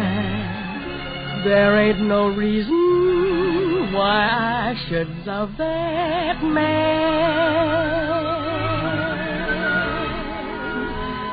It must be something that the angels done plan. Fish gotta swim, birds gotta fly. I gotta love one man till I die. Can't help loving that man of mine. Tell me he's lazy, tell me he's slow. tell me I'm crazy, maybe I know. Can't help loving that man of mine. When he goes away,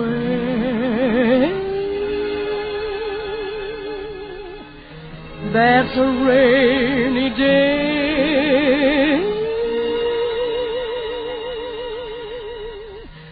But when he comes back, that day is fine. The sun will shine.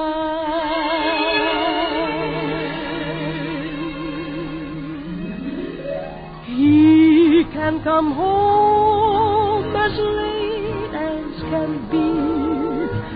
Home without him ain't no home to me. Can't help loving that man of mine.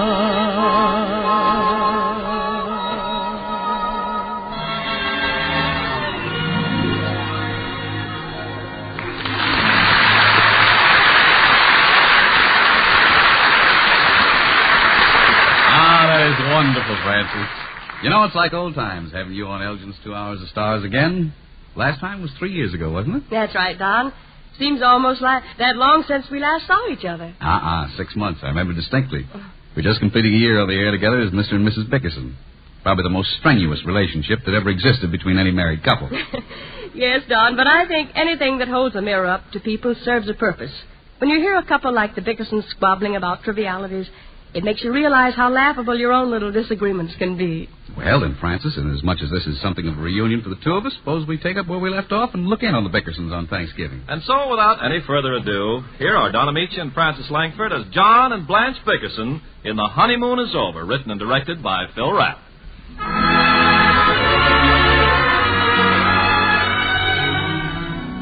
The Bickersons have retired. Mrs. Bickerson lies tense and anxious in the darkness as poor husband John, victim of undulant insomnia or blaster's reflex, reaches the crisis during an acute attack of his rare ailment.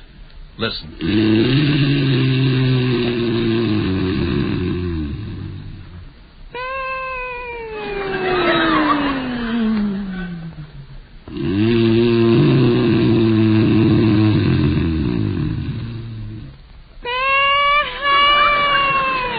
Any minute he'll lay an egg.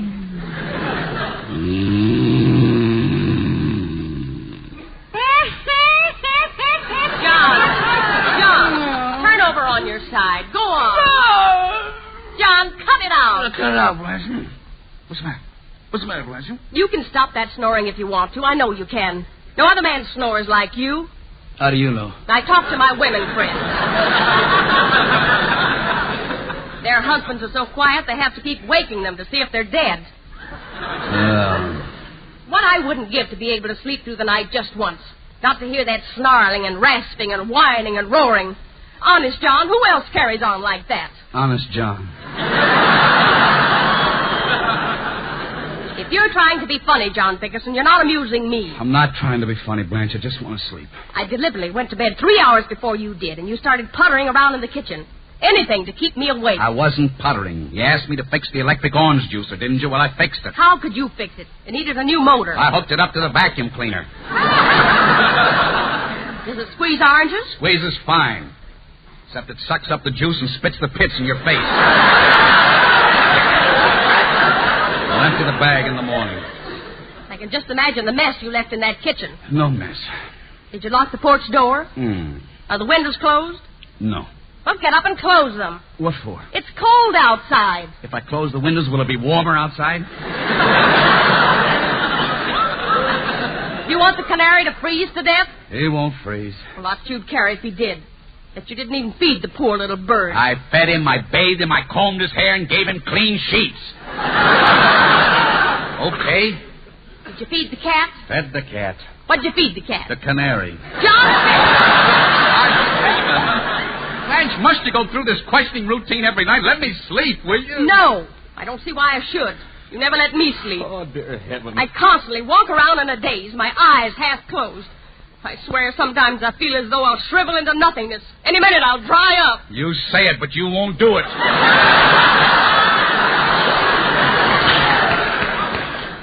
Don't yell at me.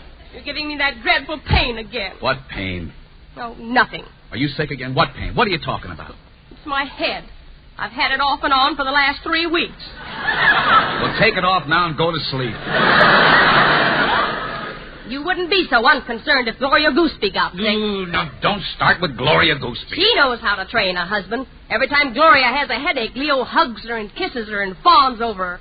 Why don't you do that? Leo might get sore.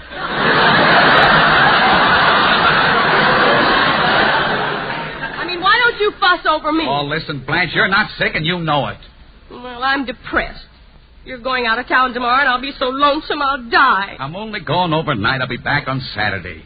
If you cared for me, you wouldn't leave me. I'm not leaving you. I have to fly to San Francisco on business. I won't be gone over 24 hours.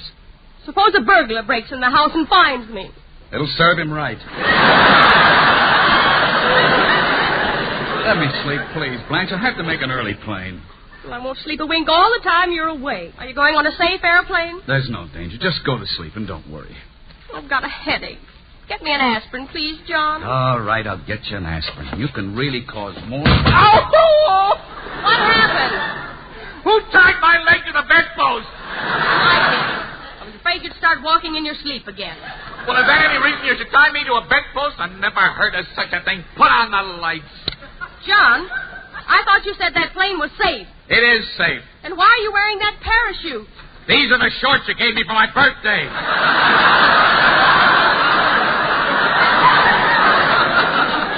Lie still and I'll get you an aspirin.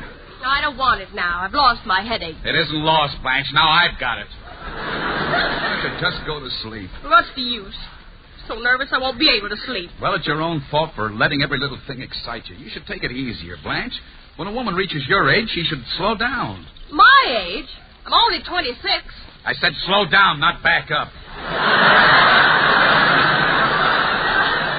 Keep it up, John. Keep insulting me and running away to San Francisco every day. Every day. Fine Thanksgiving this has been. Spent the whole day in the kitchen slaving over a holiday dinner, and you don't even appreciate it. I appreciate it. You do not. You never even touched the turkey I roasted. Well, I didn't like the way it looked. What did you stuff it with? Didn't stuff it with anything. It wasn't hollow.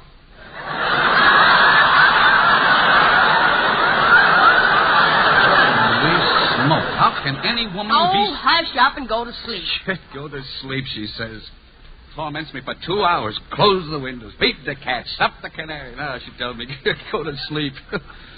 Never sleep another wink.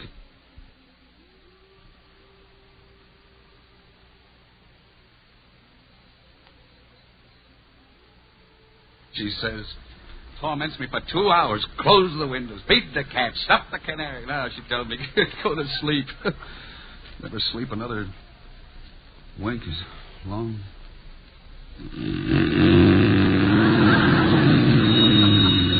John.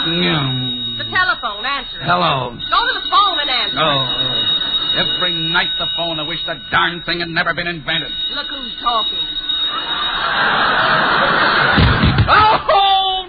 Now what's happened? I'm still tied to the bedpost. Answer that phone while I get loose. All right. Hello? Mr. Bickerson, please. This is the airline. Oh, just a minute. Here, John. It's the airline. Airline? Hello. Mr. Bickerson, did you have a reservation on Flight 501 to San Francisco at 4:35 a.m.? No, I'm leaving on the 710.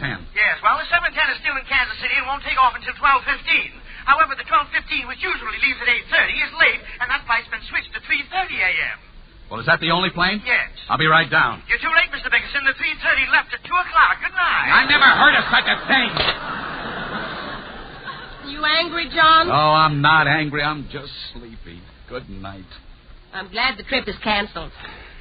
John. Yeah. Are you sure you love me? Yes, I'm sure. How much do you love me? How much do you need? I don't need anything. Then what have you done?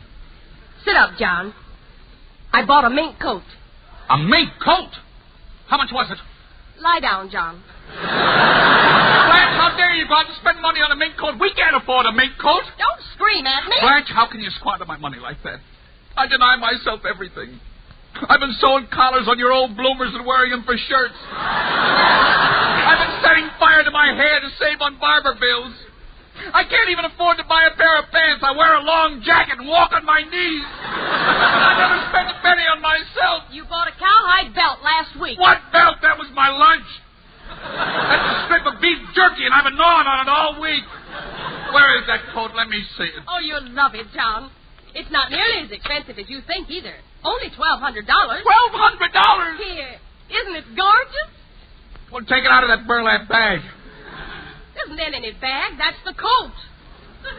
What kind of a mink coat is that? It hasn't got any fur on it. That's the latest style, silly. Bald mink. Bald mink? You take that coat back, you hear me? I'm not putting out $1,200 for any bald-headed minks. John. How can you be so cruel? Take it back. Please, John. No. Please, John. It's Thanksgiving. Blanche, I tell you, I can't afford it. I'll go to work and pay for it. If you're out of your mind, I wouldn't let you go to work. Keep the coat, Blanche. You're the most wonderful and generous husband in the world. I know it. I'd like to do something nice for you, too, John. Don't bother. Remember how you used to kiss me goodnight and let me tuck you in bed like a baby every night?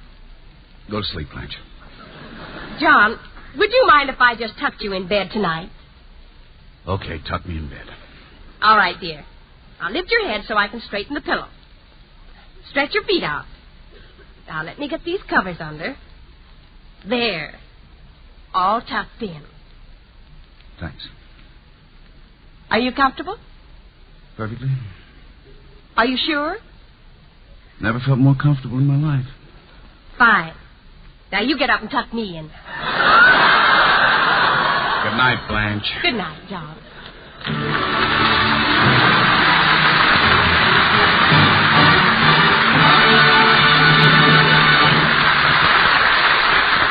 That was swell, Francis. Many thanks for joining us. All right, smart guy. Never mind the fancy chatter. Now, up against the wall. I'm putting you out of the way for a while. All right. I won't argue with Humphrey Bogart.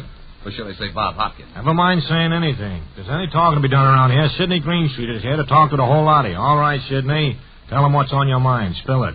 Yes, of course, my boy. I'm very happy indeed. Very happy indeed to say that I've never had a very What did he say? He said the Elgin Watch Company will continue 2 hours of stars right after a short pause for station identification. Well, then this isn't a stick-up. Oh, no, of course not, my boy. This is NBC, the National Broadcasting Company.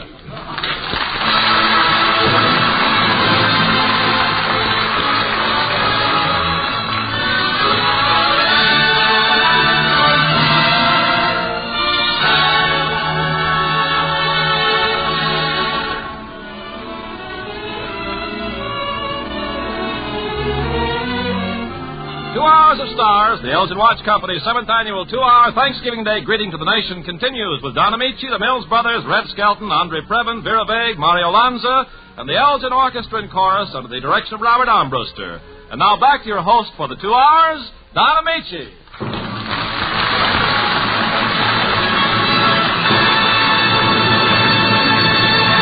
You know, right around the time the Elgin Watch Company started its 2 hours of stars, the Mills Brothers recorded a tune that was destined to have GIs all the way from New Guinea to Nome, Alaska, jumping to the thump of the nearest shortwave radio.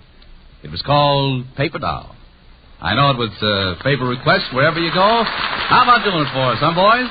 We'll be glad to, Don. We still have the same arrangement, but just for today, we brought the words a little more up to date. I guess I had $1 million or more. I guess I played that old game over and over. Tell me more. I just quarreled with Sue, and that's why I'm blue. She's gone away and left me just like all dolls do. I'll tell you boys, it's tough to be alone. And it's tough to love a doll that's not your own. I'm through with all of them. I'll never fall again, 'cause this is what I'll do. I'm gonna buy an Elgin watch that I can call my own. An Elgin is a pal that you can trust.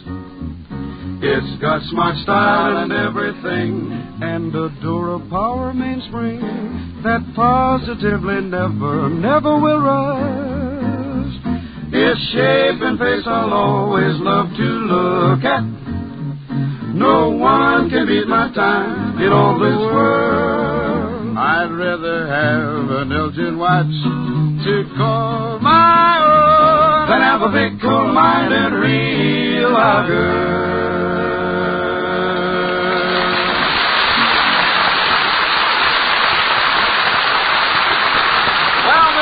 You're certainly right about one thing. Anyone would surely like to have an Elgin watch to call their own. In fact, more people want Elgins than any other watch. And the reasons are pretty clear. Thrilling beauty acclaimed by America's best-dressed men and women. And that amazing Dura-Power mainspring found in no other watch in the world. It eliminates 99% of all repairs due to steel mainspring failures. Keep these facts in mind when you're Christmas shopping for that extra special someone's gift. Stop in at your jeweler's. Something from your jeweler's, you know, is always something special. And see the brilliantly styled new Elgins. Elgins with a Dura-Power mainspring.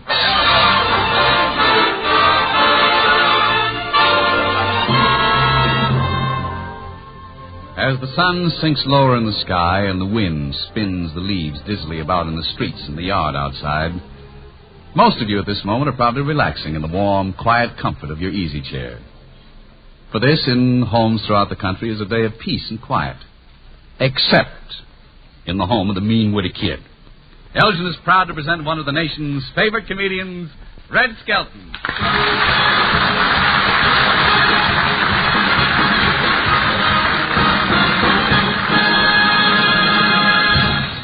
This afternoon, Red brings us another page from the mean-witty kid's diary.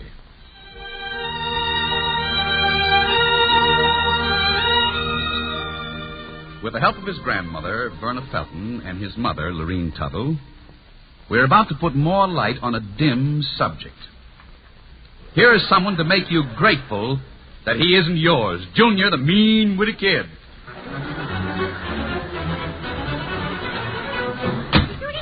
Mummy, Nemma!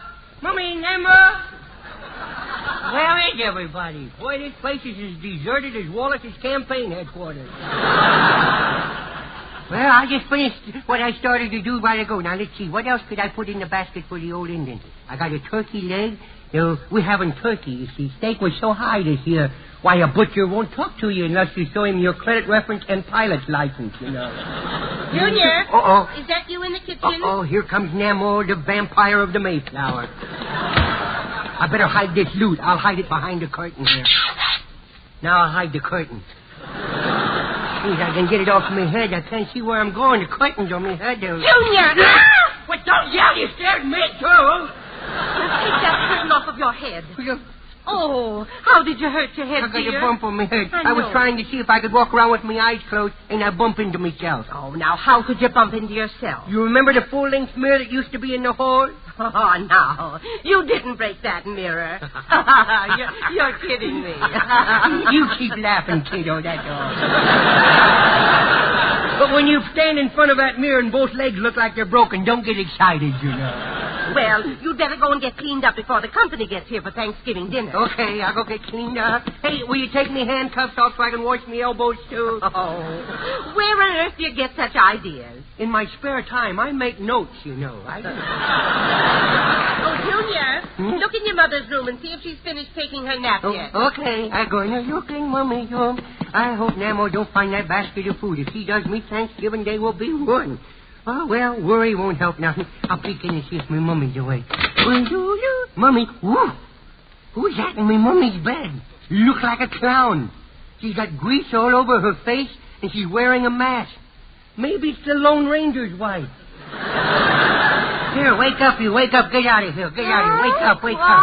Get up, get up. What do you want? You got to go home. Halloween is over. Come on. Now, don't get smart, Junior. Well, I didn't know it was you. What's that you got on your face? Beauty cream. Beauty cream? I got news for you, kiddo. Don't look now, but I think it's curdled your face. Oh, dear. At times, I'm sorry we kept your incubator warm. Yes. Boy, you sure love me, don't you? You don't like me at all. Oh, yes, I do, No, darling. you don't. Yes, I do. You don't love me. I'm thankful you're my little boy. Oh, you is you? Well, then why is it every time you look at me, you get up, walk across the room, and punch me pop right in the nose? Junior, Lorene, come down here. Oh, she discovered some of her Thanksgiving dinner's missing. I'll bet What's you... wrong, Mother? You come down here and bring that Junior with you. Yeah, it must be important. We slide down the banister. Get off that banister. I'll wax this yet.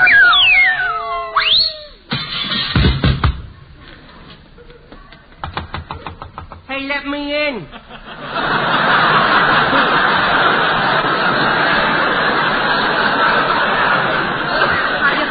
Are you all right, Junior? No, hey, Mummy, I think I hurt myself. That's a good boy. Yeah. Oh, they sure love me, don't they? Lorene, What's the matter? I want you to look at that turkey. What's wrong? One leg is missing. Oh, that poor bird. Maybe he lost it playing hopscotch. Oh, well, he came here to be eaten, not to dance for us. Now, don't change the subject. And look, a portion of everything I cooked is gone. And I think I know who took it. And I think I know who took it, too. And I think I know who took it, too. But I'm thankful that none of us are squealers.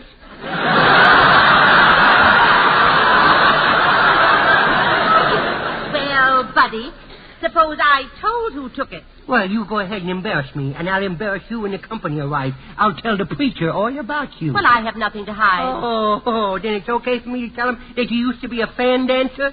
Oh, now that's ridiculous. Oh, it is, is it? Hey, fiddlers, we're ready for your dance. Well, turn on the purple lights and hand me my quill. Now, Mother, don't get excited. I'll handle Junior. Yeah, you handle Junior, you come here to me. Yes, Mummy, doll. Did you take that food? Yes, I took it. You didn't eat that pumpkin pie, did you? Why? I know how you love sweets. Well, what's wrong with him? Now you won't be able to eat your spinach, your cauliflower, please. or your castor oil. Please, you're breaking me heart, please. Junior, it seems for a spanking you'll bend over backwards. Oh, no, you're not going to try none of them trick shots on me. Junior, if you wanted food, why didn't you ask for it? Well, because I figured my chances of getting it would be better this way. Now you tell me, how much of the Thanksgiving dinner did you eat? None. I ate nothing. You mean to stand there and tell me that you haven't had anything to eat since breakfast? I only ate that little bowl of hash that was in the icebox. What bowl of hash? A bowl of hash in the icebox that was in there. Oh, dear. Junior, that wasn't hash. What? That was dog food. Dog food? Well, don't get excited about it. I've had my distemper shot. Junior, couldn't you tell the difference when you tasted it? Didn't it taste different from what I make? Look, you want to hit me, go ahead and hit me. Don't leave me in. I'm not saying whether the hash tastes different from yours or not, but I know this. From now on, I'm eating with the dog.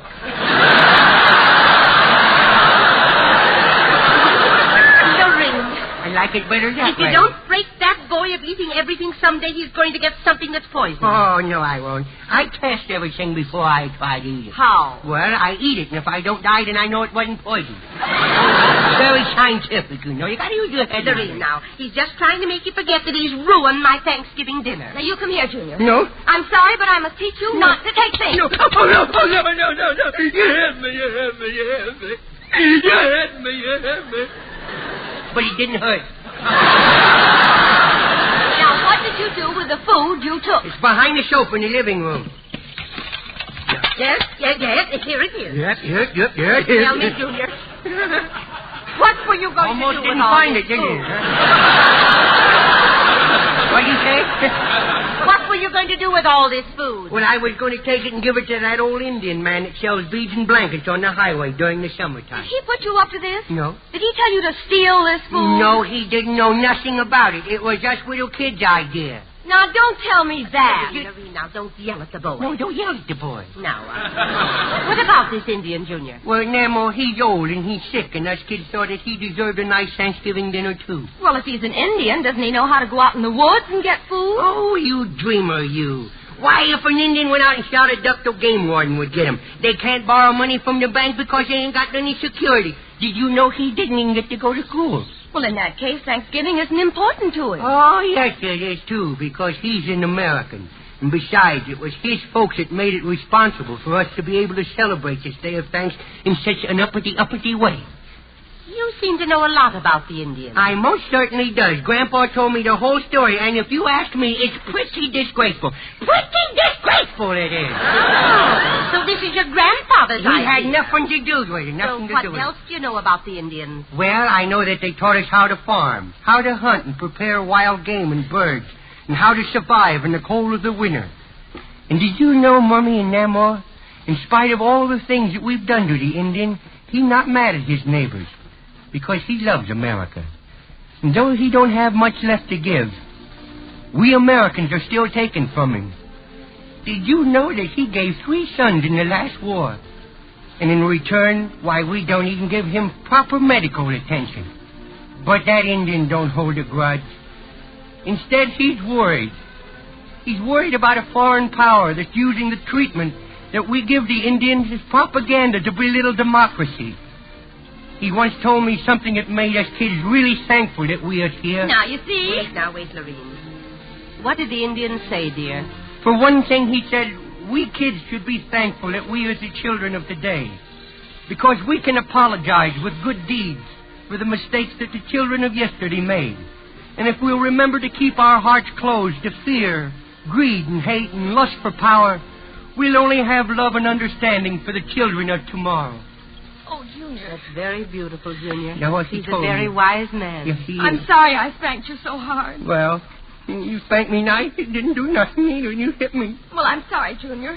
But we let that count for the next time I catch you doing something bad. You won't catch me. Well, in that case, this spanking is for not telling me.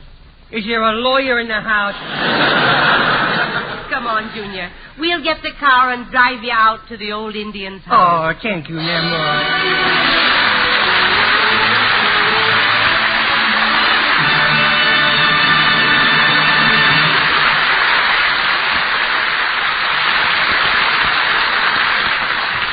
Ah, that is grand, Red. The genius of 19-year-old Andre Previn is not confined to breathtaking piano variations on the jazz classics. His thorough musical background is no more evident than in this brilliant interpretation of Rachmaninoff's Second Piano Concerto. Accompanied by Robert Armbruster and the Elgin Orchestra, here is Andre Previn.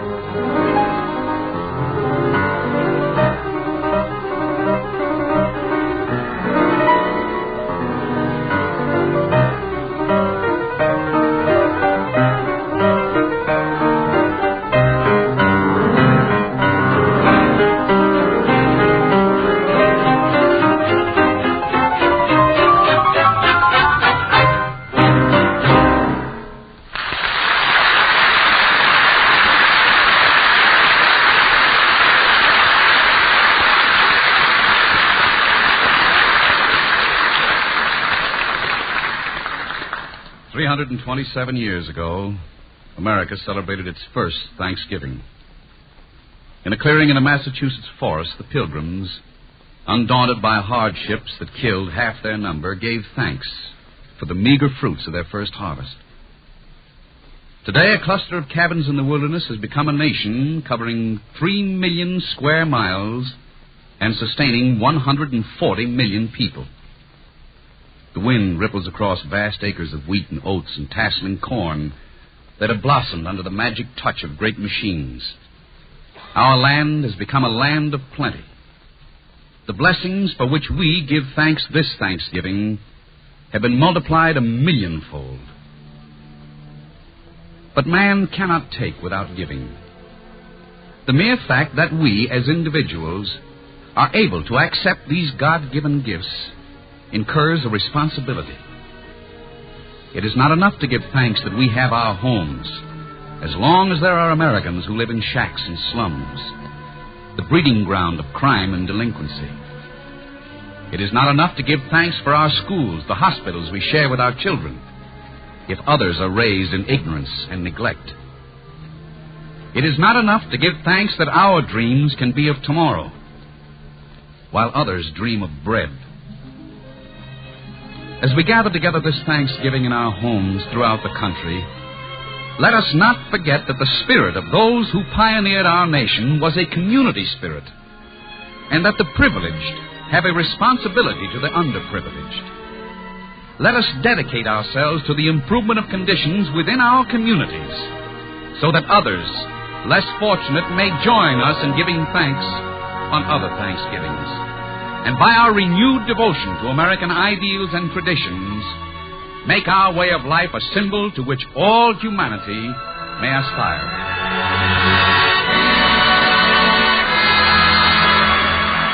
Come, ye thankful people, come, raise the song of harvest home. All is safely gathered in, ere the winter storms begin. God, our Maker, doth provide for our wants to be supplied. Come to God's own temple, come, raise the song of harvest home.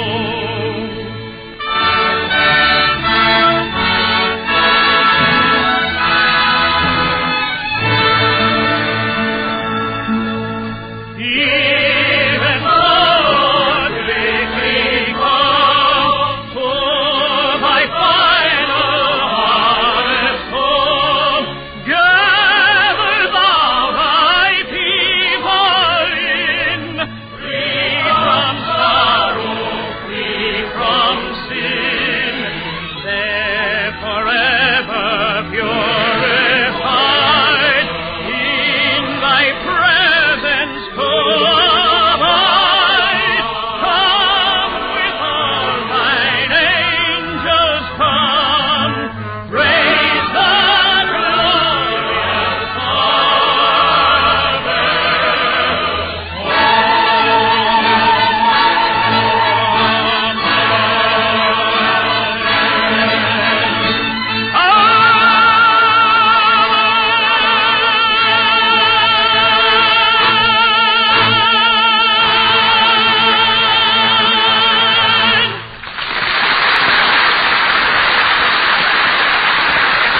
Another wonderful Thanksgiving Day afternoon is about to come to a close.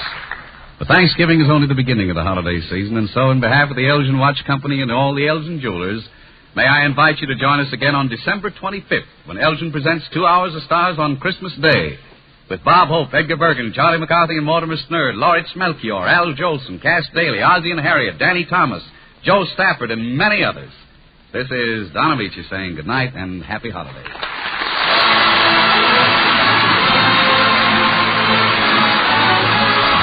For making it possible for the Elgin Watch Company of Elgin, Illinois, to bring you the 7th annual 2-hour Thanksgiving Day greeting, the Elgin Watch Company would like to add that Jimmy Durante can be heard on the Camel Show on this same station every Friday night. Red Skelton joined us to the courtesy of Procter & Gamble's Tide and Camay and Metro Goldwyn Mayer, producers of The Three Musketeers with Lana Turner, Gene Kelly, and June Allison. Gary Moore can be heard on Every Shop's Take It or Leave It every Sunday night on this same station. And Don Amici can be heard regularly on the Charlie McCarthy program. 2 Hours of Stars was produced by Earl Eby and John Christ and written under the supervision of Ed Helwig. This is Ken Carpenter saying good night.